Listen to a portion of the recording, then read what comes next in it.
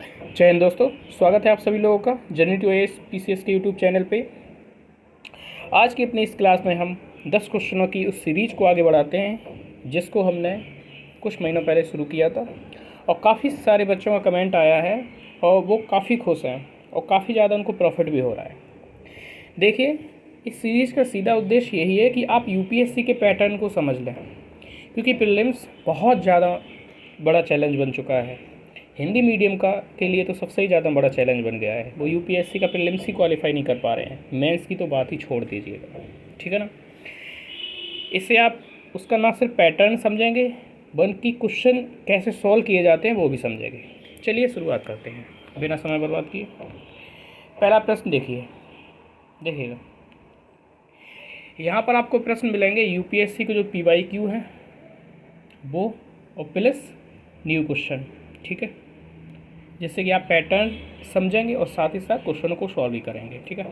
देखिए, निम्नलिखित कथनों पर विचार कीजिए। एच.एन. सान्याल समिति की रिपोर्ट के अनुसरण में न्यायालय अवमानना अधिनियम 1971 पारित किया गया, ठीक है, जो कोर्ट का जो अवमानना होता है वो, ठीक है, माना नहीं। अगला है, भारत का संविधान सर्वोच्च न्यायालय और उच्च न्यायालय को स्वयं की अवमानना के लिए दंडित करता है। कंटेम्प्ट ऑफ कोर्ट कहते हैं ना, कंटेम्प्ट ऑफ कोर्ट, है ना, ये हाई कोर्ट और सुप्रीम कोर्ट की बात कर रहे हैं। अगला है तीसरा, भारत का संविधान सिविल अवमानना और आपराधिक मामला को परिभाषित करता है, यानी कि डिफाइन करता है। भारत में न्यायालय की अवमानना पर कानून बनाने की शक्ति संसद में निहित है, ठीक है, देख लिए। अब इसके ऑप्शन देखिएगा। अब वीडियो को पॉज करिए और टिक लगाइए, समझिए कौन सा आपका आंसर है और फिर हमारा आंसर देखिए, ठीक है। आप देखिए, पहला, यहाँ आप देखिए कि जो तीसरा ये गलत है। भारत का संविधान सिविल अवमानना और आपराधिक अवमानना को परिभाषित नहीं करता है। इसको परिभाषित करने का काम किया है न्यायालय अवमानना अधिनियम, जो 1971 का आया था, संसद ने बनाया था, ठीक है। तो ये गलत हो गया तीसरा, ठीक। ये चौथा इसलिए सही हो जाएगा कि न्यायालय की अवमानना पर कानून बनाने की शक्ति इसी में निहित है, संसद में निहित है। इसका आंसर आपको यहाँ मिल जाएगा। जब ये बताइए कि न्यायालय अवमानना अधिनियम 1971 बनाया गया है तो जाहिर सी बात है पार्लियामेंट ने बनाया है, और पार्लियामेंट ने बनाया तो इसका मतलब है कि पार्लियामेंट को बनाने की शक्ति है। तो ये सही हो गया इसको देख करके, ये गलत हो गया। दूसरा, सुप्रीम कोर्ट और हाई कोर्ट को स्वयं की अवमानना के लिए दंडित करने का अधिकार है, सही है। तो दूसरा सही है और चौथा सही है, दूसरा सही और चौथा सही है, और पहला अभी क्लियर नहीं हो पा रहा है, ऑप्शन देख लीजिए। तो आपने देखा तीसरा गलत है, गलत गलत, ठीक। चौथा सही है, चौथा सही है, एक ही से आपका आंसर मिल जा रहा है, ठीक है। दूसरा भी सही है और पहला भी सही है कि एच.एन. सान्याल समिति की रिपोर्ट के आधार पर 1971 का कोर्ट ऑफ कंटेम्प्ट जो है ना, कंटेम्प्ट ऑफ कोर्ट बनाया गया था, राइट। ओके, नेक्स्ट अगला है। देखिए, भारत के संदर्भ में निम्नलिखित कथनों पर विचार कीजिए, ठीक है। ये इस तरह से है कि सरकारी विधि अधिकारियों और कानूनी फर्मों को अधिवक्ता के रूप में मान्यता दी जाती है, लेकिन कॉर्पोरेट वकीलों और पेटेंट वकीलों को अधिवक्ता के रूप में मान्यता से बाहर रखा जाता है। अगला है इसका स्टेटमेंट, बार काउंसिलों को कानूनी शिक्षा और विधि महाविद्यालयों की मान्यता से संबंधित नियम बनाने की अधिकार होता है। इसमें पहला गलत है, दूसरा सही है, ऑप्शन हो जाएगा आपका बी। इसमें जो है यहाँ पर आपकी गलती है, ठीक है। कॉर्पोरेट वकील और पेटेंट वकील होते हैं, मान्यता से बाहर नहीं रखा जाता है। दूसरा आपका सही है कि इनको नियम बनाने की पावर होती है, ऑप्शन नंबर बी। नेक्स्ट देखिएगा, आप देख रहे होंगे आप क्वेश्चन किस प्रकार से आ रहे हैं, ठीक है, हिला के रख देंगे आपको। हालांकि कुछ क्वेश्चन सरल प्रकृति के भी होते हैं। खैर, तीसरा देखिए, संविधान में संशोधन करने वाले विधेयक के लिए भारत के राष्ट्रपति की पूर्व सिफारिश आवश्यक है। अगला है, जब कोई संविधान संशोधन विधेयक भारत के राष्ट्रपति के समक्ष प्रस्तुत किया जाता है तो भारत के राष्ट्रपति के लिए उस पर अपनी सहमति देना अनिवार्य होता है। ऐसे शब्दों को अंडरलाइन कर लिया करिए, ठीक है। संविधान संशोधन विधेयक को लोकसभा और राज्यसभा दोनों द्वारा विशेष बहुमत से पारित किया जाना चाहिए तथा इसमें संयुक्त बैठक का कोई प्रावधान नहीं है। बताइए क्या होगा इसका, ऑप्शन भी पूरे देख लीजिए आप इस तरह से, ठीक है, देखिएगा। अब ठीक है। पहला गलत हो जाएगा पूर्व सिफारिश वाला। जो पूर्व सिफारिश होती है वो आपकी मनी बिल पे होती है। आपका जो मनी बिल होता है ना आर्टिकल 110 में, ठीक है, साथ ही साथ आपका जो नए राज्यों का सृजन करना हो जो आर्टिकल 3 है, ये वो विधेयक होते हैं जिन पर राष्ट्रपति की पूर्व सहमति चाहिए होती है, ठीक है। इसके अलावा संविधान संशोधन पर या फिर साधारण विधेयक पर राष्ट्रपति की पूर्व सहमति नहीं चाहिए होती है। पूर्व सहमति का मतलब होता है कि राष्ट्रपति की सहमति लेंगे फिर उसको संसद में के किसी भी सदन में प्रस्तुत किया जाएगा। ये सही है कि सहमति देनी ही पड़ेगी। अगर राज्यसभा लोकसभा संसद ने पारित कर दिया संशोधन, देनी पड़ेगी। दूसरा सही है, पहला गलत है। पहला गलत है तो ये गलत हो गया, ये गलत हो गया, ये गलत हो गया, ठीक है। एक सेकेंड, ये सही है, ये सही है, मतलब दूसरा तीसरा ऑप्शन नंबर 20 का भी राइट हो जाएगा, ठीक है। सॉरी, नेक्स्ट देखिए क्वेश्चन नंबर 4। भारतीय संविधान में मंत्रियों को 4 श्रेणियों में वर्गीकृत किया गया है।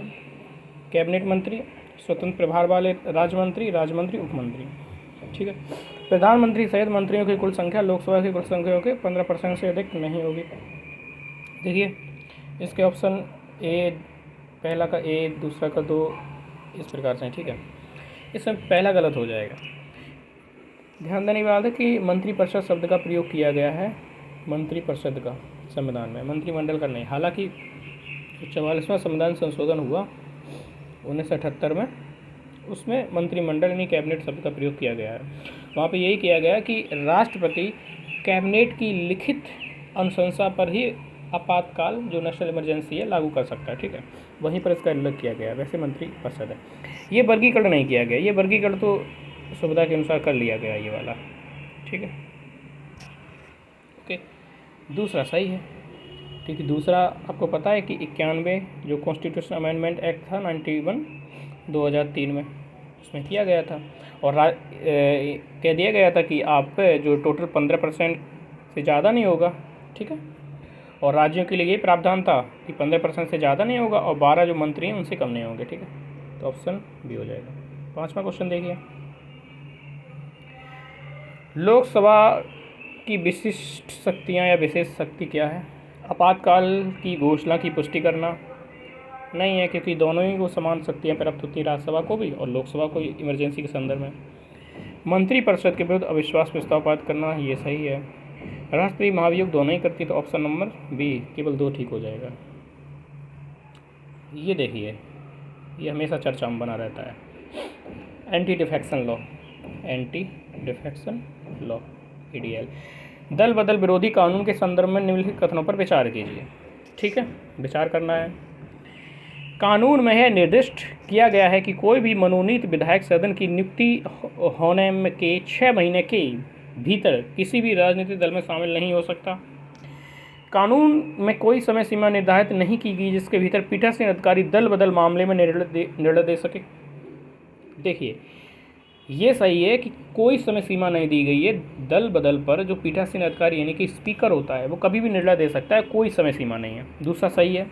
पहला गलत इसलिए है कि जो मनोनीत विधायक होते हैं वो 6 महीने के भीतर शामिल हो सकते हैं, पर 6 महीने के बाद नहीं शामिल हो सकते हैं। एक बार नॉमिनेट कर दिया गया है तो 6 महीने के भीतर कहीं शामिल हो सकते हैं, उसके बाद नहीं। तो ये गलत हो जाएगा, ऑप्शन नंबर बी भी इसका राइट हो जाएगा। जितने भी क्वेश्चन देख रहे हैं सभी के बी ही राइट क्यों हो रहे हैं भाई? इसके पीछे भी कोई प्रयास होगा शायद। क्वेश्चन नंबर 7 में देख, भारत के अटॉर्नी जनरल और सॉलिसिटर जनरल सरकार के एकमात्र अधिकारी हैं जिन्हें भारत की संसद की बैठकों में भाग लेने की अनुमति है, पहला। दूसरा है, भारतीय संविधान के अनुसार भारत का महान्यायवादी अपना इस्तीफा तब देता है जब उसे नियुक्त करने वाली सरकार इस्तीफा दे देती है। बताइए क्या होगा इसका? इसका डी होगा, डी। क्यों? एकमात्र यही अधिकारी नहीं है, एकमात्र जिनको संसद बैठक की वो अनुमति है। कैग भी होता है भैया, वो भी बैठता है।